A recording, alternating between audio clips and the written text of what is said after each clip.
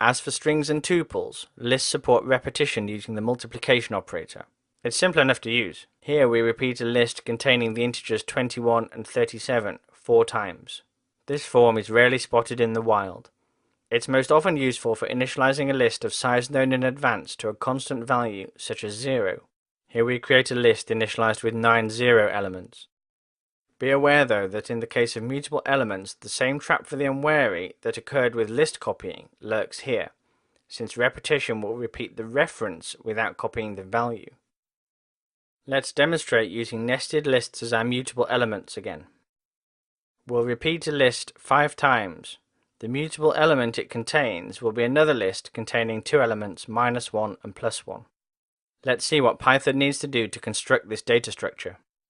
First, two integer objects are created containing the values -1 and +1 respectively.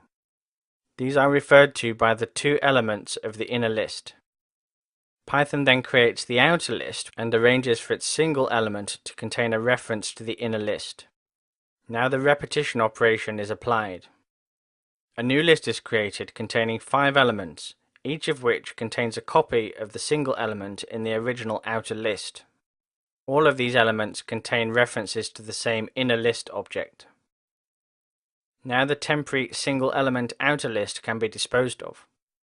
Finally, this whole data structure is bound to a new named reference S. As expected, S contains 5 elements, each of which is the -1 +1 inner list. Now let's append the integer 7 to the 4th inner list at index 3 on the outer list.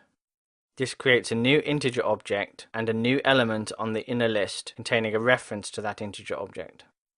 We can see that all of the elements of the outer list have been modified because they do in fact all refer to the same inner list.